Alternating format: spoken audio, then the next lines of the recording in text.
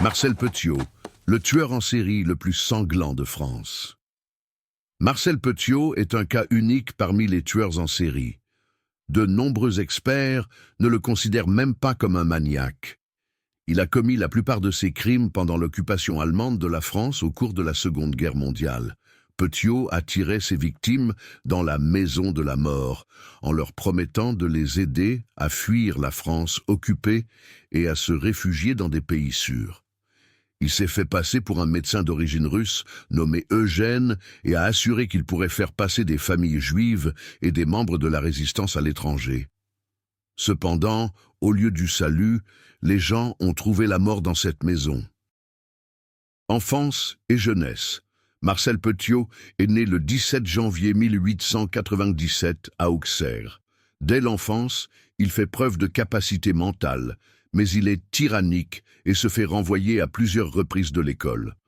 En mars 1914, à l'âge de 17 ans, il ouvre une boîte aux lettres et vole des lettres et des cartes postales. La police l'arrête, mais il n'est pas en mesure d'expliquer les raisons de son comportement. Après son arrestation, Petiot est envoyé chez un psychiatre qui diagnostique des troubles mentaux.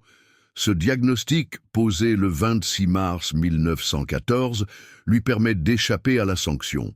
En janvier 1916, pendant la Première Guerre mondiale, Marcel est incorporé dans l'armée. Il a survécu à une attaque allemande au gaz, après quoi il a été réformé pour raison de santé. Nombreux sont ceux qui pensent que l'impact du gaz a affecté son psychisme, car après cet incident, son comportement est devenu sensiblement étrange. La voie de la médecine. De retour à Auxerre, Marcel profite de son statut d'ancien combattant pour entrer à l'université à des conditions favorables. Il choisit la faculté de médecine et le 15 décembre 1920 il obtient son diplôme de médecin à Paris. Immédiatement après l'obtention de son diplôme, il est envoyé travailler dans la petite ville de Villeneuve-sur-Yonne. C'est là qu'il a ses premiers démêlés avec la justice. Petiot devient dépendant de substances illégales et tombe dans une dépendance qui nécessite de l'argent. Pour trouver de l'argent, il se lance dans une pratique médicale douteuse, vendant des drogues illégales, pratiquant des avortements clandestins et volant ses patientes. Premier soupçon de meurtre. En 1926, Marcel Petiot est pour la première fois soupçonné de meurtre par la police. Louise Delaveau, 23 ans, la fille d'une de ses patientes et, selon la rumeur, la maîtresse de Marcel, a disparu. Bien que le père de Louise ait activement recherché sa fille et que la police ait enquêté, aucune preuve n'a été trouvée contre Petiot. La disparition de la jeune fille est considérée comme une simple fugue. Pour éviter les soupçons, Marcel décide de changer la situation et retourne à Auxerre, où se déroulent à l'époque des élections municipales. Il se porte candidat et remporte la victoire contre toute attente. Désormais, il n'est plus seulement médecin, mais aussi maire de la ville. Pouvoir et nouveaux crimes. Devenu maire, Marcel Petiot n'abandonne pas pour autant son activité médicale. Mais c'est son activité médicale qui attire à nouveau l'attention des forces de l'ordre. En 1929, sa femme de chambre disparaît. Il s'avérera plus tard qu'elle était enceinte. Les soupçons se sont immédiatement portés sur Petiot, qui était marié et avait un fils. Le procureur de la ville le soupçonne d'être impliqué dans cette disparition. Une enquête a été ouverte et la police a trouvé une ancienne patiente de Petiot qui était prête à témoigner. Cette femme a affirmé que le médecin était un sadique qui aimait pratiquer des opérations sans anesthésie. Cependant, peu avant que le procureur ne prépare le dossier, le témoin est décédé de manière inattendue. Peu de temps après, le procureur est également décédé. Les deux certificats de décès ont été signés par Petiot lui-même, invoquant des causes naturelles. Entre-temps, des rumeurs parviennent au préfet du district au sujet des machinations financières du maire et de son implication possible dans la mort de plusieurs personnes. En 1931, pour éviter le scandale, Marcel Petiot démissionne et s'installe à Paris. Les années parisiennes et la Seconde Guerre mondiale. À Paris, Marcel réussit à s'installer encore mieux. Il poursuit son activité médicale et gagne beaucoup d'argent. En 1939, il remplit une déclaration d'impôt indiquant qu'il a gagné plus d'1 million de francs en un an. Pendant l'occupation allemande, il trouve un nouveau moyen de s'enrichir. Sous couvert de sauvetage de juifs et de résistants, il propose aux gens de s'enfuir à l'étranger contre de l'argent. De nombreux désespérés acceptent de lui donner leurs dernières économies. Mais au lieu d'être sauvés, les victimes se retrouvaient dans ce qu'on appelle la maison de la mort. Marcel Petiot est entré dans l'histoire comme l'un des tueurs en série les plus sanglants de France. Ses crimes sont choquants par leur cruauté et leur cynisme. Et l'histoire de sa vie montre comment un maniaque a pu se cacher pendant des décennies sous le masque d'un médecin respecté, d'un maire et d'un ancien combattant. L'histoire de Marcel Petiot, les crimes d'un tueur en série en France. Pendant l'occupation allemande de la France, Marcel Petiot, bon citoyen en apparence, s'est transformé en l'un des plus terrifiants tueurs en série. Son histoire rassemble la tromperie, la cruauté et la manipulation auxquelles il a soumis ses victimes. Les débuts de l'activité criminelle. Contrairement à beaucoup d'autres pays où les Allemands prenaient des gens en masse pour les soumettre au travail forcé, en France, la procédure semblait plus organisée et ressemblait à un enrôlement régulier dans l'armée. Cependant, de nombreux Français ne veulent pas aller en Allemagne, même si les conditions de vie y sont comparativement meilleures. Petiot exploite cette crainte en vendant de faux certificats médicaux, les dispensant du départ obligatoire. S'engager dans la tromperie. En 1941, Petiot a élargi ses projets criminels. Alors que la répression contre les Juifs et les résistants s'intensifie, de nombreux Français cherchent un moyen de quitter le pays. Petiot leur propose un itinéraire sûr vers l'Amérique du Sud. Les gens le croient, vendent leurs biens, achètent des devises et de l'or, puis reçoivent de lui une adresse secrète où ils doivent se rendre pour être envoyés. La maison de la rue Lézère. En 1939, Petiot achète une maison au 21 de la rue Lézère et l'aménage pour ses besoins. Il construit une pièce insonorisée avec 2 sorties. L'une mène au garage, où se trouve une fosse remplie de chaux vives. Dans cette fosse, il plaçait les corps de ses victimes, la chaux accélérant la décomposition. Petiot démembrait ensuite les corps. Au début, il jetait les restes dans la Seine et sur des terrains vagues, mais après l'instauration du couvre-feu, cela devenait trop risqué.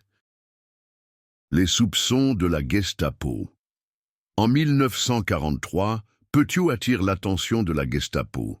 Les Allemands apprennent qu'il pourrait être impliqué dans l'évasion de Juifs et de membres de la résistance. Un agent de la Gestapo, Iven Dreyfus, est envoyé pour vérifier ses activités et organise un transfert avec Petiot. Cependant, Dreyfus disparaît rapidement. Les Allemands arrêtent Petiot et son intermédiaire. Mais après 2 mois d'interrogatoire, Petiot est libéré. Selon une version, il aurait proposé de vendre la maison de la rue Lézère à des collaborateurs, ce qui l'aurait aidé à sortir. La découverte de la maison de l'horreur. Le 11 mars 1944, des habitants de la rue Lézère se plaignent d'une odeur constante de brûlé et de fumée provenant de la maison numéro 21. La police, sans réponse du propriétaire, enfonce la porte. Il découvre des restes humains, des parties de corps et une cuisinière en feu dans le sous-sol de la maison. Les experts ont dénombré les restes d'au moins 26 personnes. L'évasion de Petiot. Alors que les experts travaillaient sur la scène de crime, Petiot lui-même s'est approché de la maison en voiture. Les voisins l'ont reconnu et la police a tenté de l'arrêter. Mais Petiot affirme qu'il est membre de la résistance et qu'il a exécuté des traîtres sur ordre de la direction. Il est ensuite parti calmement à vélo et la police ne l'a pas poursuivi. Résultat, l'identité du propriétaire de la maison a été rapidement établie. Petiot s'est avéré être un tueur en série connu sous le surnom de chirurgien, car les restes trouvés indiquaient un démembrement professionnel des corps.